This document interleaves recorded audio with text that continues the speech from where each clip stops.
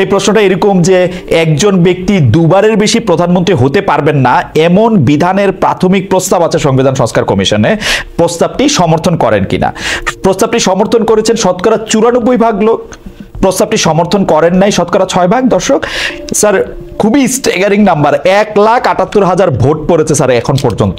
মানে আমরা এই পোল ওপেন করেছি গতকালের মানে 24 ঘন্টার একটু বেশি সময় হয়েছে স্যার, 1,78,000 দর্শক ভোট দিয়েছেন যে 94% চান যে দুবারে বেশি প্রধানমন্ত্রী হতে পারবেন না এরকম একটা জায়গার মধ্যে স্যার কথা। ঘটনাটা হইল যে শেখ হাসিনা তো ভোট চোর ছিল, যেই 3টা নির্বাচনের কথা বলা হইতেছে ওই 3টা তো আসলে নির্বাচন হয় নাই। এই সরকার এসে একটা সুষ্ঠু নির্বাচন দিবে, যেই সুষ্ঠু নির্বাচনের ফলে জনগণের যে আকাঙ্ক্ষা সেটা আসলে আমরা কাউন্ট করতে পারবো, আমরা এটা মেজার করতে পারবো। তারপরে জনগণের আকাঙ্ক্ষায় থাকা যে সরকার, আসা যে সরকার, সেই সরকার আমরা কি চাই সেটার প্রতিফলন ঘটাবে। আমার কাছে হিসাবটা তো সহজ।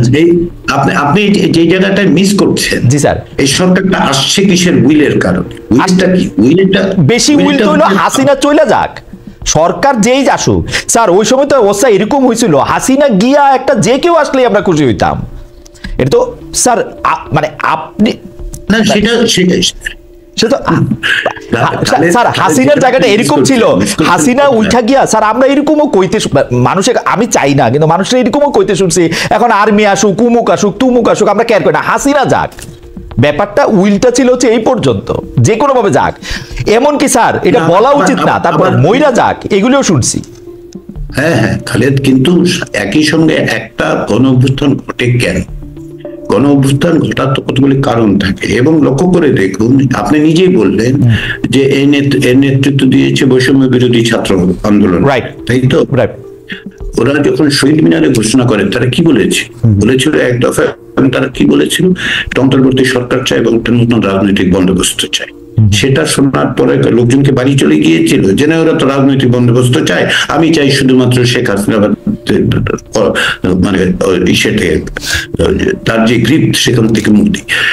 প্রত্যেকটা আন্দোলনের মধ্যে আকাঙ্ক্ষাগুলি তৈরি হয়। গত 15-16 বছরের মধ্যে যে আকাঙ্ক্ষাটা তৈরি হয়েছে, আপনি নিজেও বলেছেন যে প্রতিষ্ঠানগুলো ধ্বংস হয়েছে, এই তো প্রতিষ্ঠানগুলো ধ্বংস হয়েছে, আজ থেকে পরে ঝড়ে ঝঞ্ঝায় নষ্ট হয়ে যায়নি, এটা শেখ হাসিনা ব্যক্তিগতভাবে নষ্ট করেছে।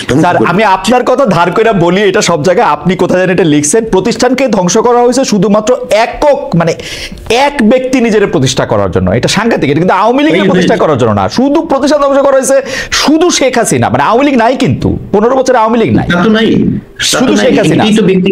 ব্যক্তিতান্ত্রিক স্বৈরতন্ত্র বাংলাদেশে, আবারও বলি, তোকে বলেছি আবারও বলি, 2বার প্রতিষ্ঠিত হয়েছে। আপনি খেয়াল আছে কি, যারা একটু মানে আমার মতো বয়সী তাদের মনে থাকবে এক নেতা এক দেশ, এই স্লোগান 1972-75 তোলা হয়েছে, বিশেষত 75 তোলা হয়েছে। বাংলাদেশে একটি সংবাদপত্রে লেখা হয়েছিল শেখ মুজিবের শাসন চাই, আইনের শাসন চাই না, এই জাতীয় কথাবার্তা। তো সেগুলো তো আমরা জানি। এটাই ওই যে আপনার পুরনো প্রশ্নে ফিরে যাই, যে আপনি বললেন না যে 72 ওই কনস্টিটিউশনের ওই আইডিওলজির সাথে আজকের এই মানে আওয়ামী লীগের মিলটা কোথায়? মিলটা এই জায়গায়, তারা প্রতিবারই প্রতিষ্ঠানগুলো ধ্বংস করে, ওইটা ইডিওলজিক্যাল পজিশন তাদের, ওইটাই আদর্শিক অবস্থা। রাষ্ট্র ধ্বংস করে ব্যক্তি তৈরি, ব্যক্তির হাত কাঁধে সমস্ত কিছু তুলে নেওয়া, এই সুবিধাটা। ফলে আজকে আপনি যে শুধুমাত্র শেখ হাসিনা চলে গেলেই সমস্ত কিছু ঠিক হবে, যদি রাষ্ট্রই ধ্বংস হয়ে থাকে, প্রতিষ্ঠান ধ্বংস হয়ে থাকে, তাই না? তাহলে কি করতে হবে? প্রতিষ্ঠান গড়ার কতগুলি পূর্ব শর্ত আছে, সেই জায়গাগুলো আপনাকে তৈরি করতে হবে। এই যে সংস্কারের কথা বলা হচ্ছে, সবটাই তো বলা হচ্ছে না যে আগামীকাল এগুলি করে দেওয়া হবে, যে কোথাও থেকে ধার দেনা করে এনে একটা প্রতিষ্ঠান বানিয়ে দেওয়া হতে যায় না, প্রতিষ্ঠানের প্রক্রিয়া তৈরি হয়। আপনি যদি পুরো জায়গাগুলো ক্লিন আপ না করেন, যদি প্রতিষ্ঠানের জায়গা মানে যে অংশগুলো ভেঙে পড়েছে সেগুলো বাদ দিয়ে যতটুকু আছে তার সেটা শক্ত ভিত্তিকে করার না চেষ্টা করেন, তাহলে কোথায় দাঁড়াবে? স্যার একটা নির্বাচন করলে একটা নির্বাচন করাই কি যথেষ্ট? স্যার এটা আপনি ঠিকই বলছেন স্যার। আপনি কি 1 মিনিট একটু স্যার বলবেন, আমরা আসলে আওয়ামী লীগের, বিশেষ করে আমি আওয়ামী লীগও কইতে চাই না, শেখ হাসিনার এই দুঃশাসনের দায় আমরা কি বাংলাদেশের আর সব পলিটিক্যাল পার্টিরা, বিশেষ করে বিএনপি জামাত, যারা আসলে জোট হিসাবে আসলে এর পরের বার যারা ক্ষমতায় আসবে, তাদেরকে আমরা কি আসলে দায়ী করতেছি না? মানে তারা আসলে আর করবে না, আমরা 53 বছরের শাসন দেখছি, কেউ এগুলি করে নাই, সুতরাং আমাদের কইরা যেতে হবে। স্যার আমরা কি একটু ওদেরকে বেশি খালেদ, আপনি আপনি এই জায়গায় একটু, আপনাকে আমি একটু ব্যাখ্যা করি। আমি কিন্তু কখনো বলি নাই যে রাষ্ট্র করবে না, এরকম কথা আমি বলি না। আমি রাজনীতিবিদদের প্রতি আস্থাশীল, আমি চিরকালই বিরাজনীতিকরণের বিরুদ্ধে। আমি কখনোই বলি নাই কে আসলে কি করবে সেটা জনগণ সিদ্ধান্ত নেবে, কিন্তু আপনি কি করতে হবে সেটা বলার রাইটটা তৈরি হয় কোথা থেকে জানেন? বলার রাইটটা তৈরি হয় রাজপথের রক্তের মধ্য দিয়ে, জনগণের ক্ষোভের মধ্য দিয়ে, নেতৃত্বের কারণে। যে যে নতুন রাজনৈতিক বন্দোবস্তের কথা বলেছিলেন ছাত্ররা, সেটার সেই কারণে এটা তৈরি হয়। শুধু তাই না, আপনি যদি দেখেন যে মানে অকস্মাৎ জুলাই 2024 সালের আন্দোলন সফল হয়েছে এরকম মনে করার কোনো কারণ আমি মনে করি না। বাংলাদেশে দীর্ঘদিন 15 বছর ধরে যে স্বৈরতান্ত্রিক শাসন, বিশেষত ব্যক্তিতান্ত্রিক স্বৈরতন্ত্র, যেটা আপনি বারবার বলছেন, আমি বলছি যে শেখ হাসিনার শাসন, তো এই জায়গায় থেকে বেরোবার পথ থেকে এটা তো ওই সময় যে আন্দোলনগুলো হয়েছে সেই আন্দোলনগুলিরই তো এক ধরনের ধারাবাহিকতার মধ্যে আমরা জুলাইতে দেখতে পাই। কারণ হচ্ছে অ্যাট্রসিটিটার এক্সটেন্টটা হাই, কিন্তু অ্যাসপিরেশনের জায়গাটা কিন্তু সেম। এবং এইটার কারণ হিসেবে মানে এইটা আমরা দেখতে পাচ্ছি যে এই যে এখন যারা মানে ক্ষমতায় আসে, বিশেষ করে আমাদের বৈষম্য বিরোধী ছাত্র আন্দোলন থেকে যেসব উপদেষ্টারা এবং উপদেষ্টারও বড় উপদেষ্টারা, অতি উপদেষ্টারা যারা আসেন, তাদের আচার আচরণ এটা দেখা যায়। তারা আইন নিজের হাতে তুলে নিতেছেন, বিচার নিজেরা করতেছেন, সালিশ করতেছেন, মানে একদম। এবং কেউ অন্যটা বললে শেখ হাসিনার মতোই শেখ হাসিনার গলায়ও ধমকাইতেছেন স্যার। এটা কি আপনি অন্য আলোচনা, এই দায়িত্ব আমার না স্যার, আমি আপনার এটা বইলা রাখলাম আর কি। আমি ঠিক করছি এখন থেকে প্রতিবার এটা কথা বলা যায়, কিন্তু আমরা আসলে ওই আলোচনাটা করি যে আলোচনাটা করার জন্য এখানে রাইট। আমি ওই আলোচনা আসতেছি স্যার। আপনি আসবেন এবং সংবিধান সংস্কার নিয়ে আমরা একটা বাছাই করা প্রশ্ন করছিলাম আসলে অনেক সংস্কারের মধ্যে। স্যার আমাদের এবারে যে প্রশ্ন, আপনি এটা নিয়ে মন্তব্য করতেও পারেন নাও পারেন স্যার, আমাদের এবারে যে প্রশ্ন যে অন্তর্বর্তী সরকার টিএসসিতে বা শহীদ মিনারের শপথটা নিয়ে বঙ্গভবনে বর্তমান সংবিধানের অধীনে শপথ নেয় জুলাই বিপ্লব নস্যাৎ হয়ে গেছে। আমাদের এমন কথা বলছেন হচ্ছে কবি, রাষ্ট্রচিন্তক আমরা যাকে বলি, জনাব ফরহাদ মজার। অন্যদিকে মির্জা ফখরুল ইসলাম আলমগীর বলছেন যে বর্তমান সাংবিধানিক ধারাবাহিকতা তিনি জোর দিচ্ছেন। তিনি বলছেন জুলাই আগস্টে এটা বিপ্লব ছিল না, কারণ বিপ্লবী দল ছিল না, বিপ্লবী সেনাবাহিনী ছিল না। স্যার আমি আপনার কাছে একজন রাষ্ট্রবিজ্ঞানীর কাছে জানতে চাইবো যে স্যার জুলাই স্পিরিট আপনার কাছে আসলে কি? বিপ্লব, অভ্যুত্থান, কোনটা?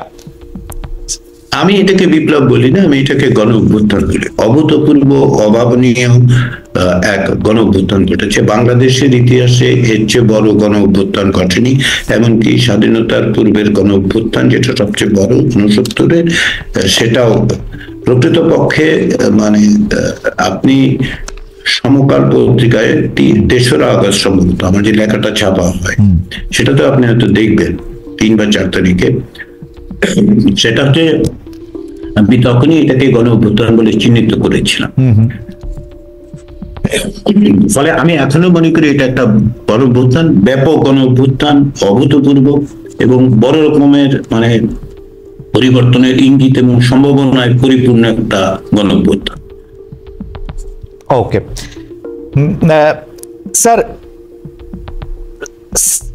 স্যার, পরের প্রশ্নে কি যাব না স্যার? এটা নিয়ে আপনি আরেকটু স্যার। পরের প্রশ্নটা হচ্ছে স্যার, সংবিধান সংস্কার নিয়ে কথা বললে কেন জানি এই প্রশ্নটা সবার আগে হয় যে আমাদের সংবিধানে কি বিসমিল্লাহটা থাকবে?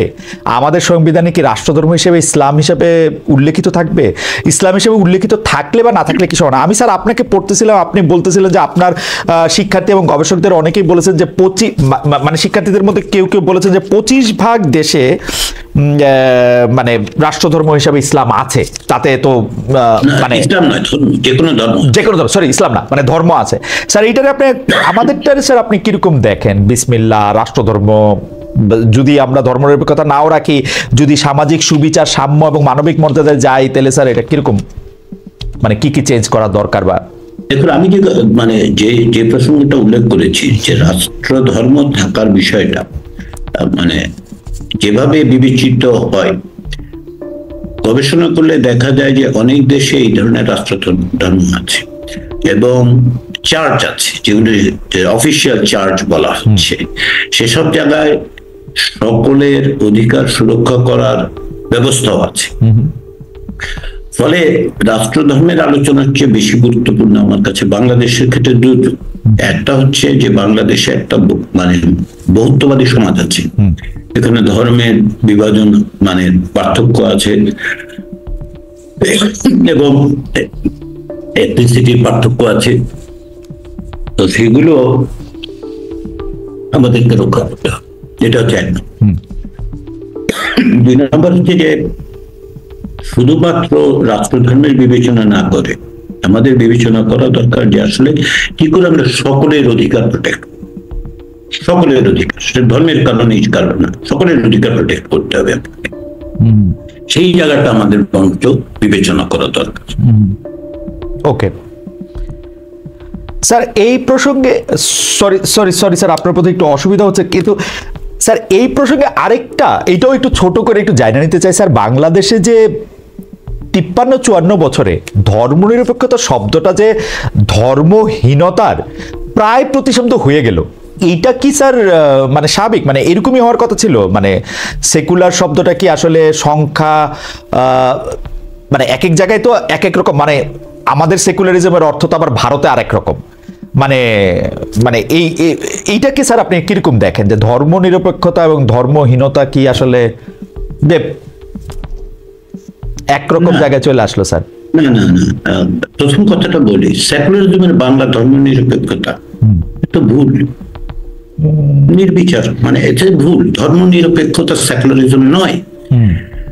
অধ্যাপক আনিসুজ্জামান এবং অন্যরা কেন এই মুহূর্তে সেকুলারিজমের বাংলা ধর্মনিরপেক্ষতা করেছিলেন সেটা ওনারা ব্যাখ্যা করতে পারবেন।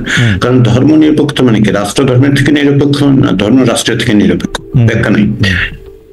এর একটা ব্যাখ্যা দেওয়া হয়েছে, ওনারা একভাবে একটা ব্যাখ্যা দিয়েছেন, কিন্তু সেকুলারিজম শব্দটা কেবলমাত্র ধর্ম সংশ্লিষ্ট বিষয় নয়। 19বিংশ শতাব্দীতে এইরকম ধারণা ছিল, কিন্তু সেটা কালক্রমে বহুভাবে বিবর্তিত হয়েছে এবং সেকুলারিজম একটা ওয়াইডার কনসেপ্ট হিসেবে দাঁড়িয়েছে, যার মধ্যে শুধুমাত্র রাষ্ট্রের সঙ্গে ধর্মের সম্পর্কই একমাত্র বিষয় নয়। এই বিষয়ে আমরা হয়তো অনেক অনেক দীর্ঘ একাডেমিক আলোচনা করতে পারবো, কিন্তু মূল জায়গা যেটা, সেটা হচ্ছে যে সেকুলারিজম বলতে বাংলাদেশে যেটা বোঝানোর চেষ্টা করা হয়েছিল, একটা হচ্ছে অসাম্প্রদায়িকতার কথা আসলে মিন করা হয়েছিল। কারো মাথায় হঠাৎ করে এটা সেকুলারিজম শব্দটা ঢুকেছিল, তারা এটা এস্টাবলিশ করেছেন, তার একটা ভুল বাংলা তৈরি করা হয়েছে, ভুল অনুবাদ, তারপরে সেটা নিয়ে একটা ঝামেলার মধ্যে পড়েছে গোটা জাতি। তো এটা হচ্ছে একটা দিক, কিন্তু তার চেয়েও গুরুত্বপূর্ণ যেটা, সেটা হচ্ছে যে আপনি যে ধর্মহীনতার কথা বললেন, সেকুলারিজমের সাথে ধর্মহীনতার কোনো সম্পর্কই নেই। এটা হচ্ছে অজ্ঞতা প্রসূত এক ধরনের কথাবার্তা। এখন আমি খালেদ বলতেই পারি যে ফুটবল খেলার সাথে আসলে চাঁদে যাওয়ার একটা সম্পর্ক আছে, এখন বললে আপনি কি করবে? না করতে তো পারবেন না, তাই না? না, কিছু করার নাই আর কি স্যার। এইটা আমাদের দেশে যারা আসলে সংখ্যা গুরু না, মানে আমি এটার আর কিভাবে বলবো, যে ধরে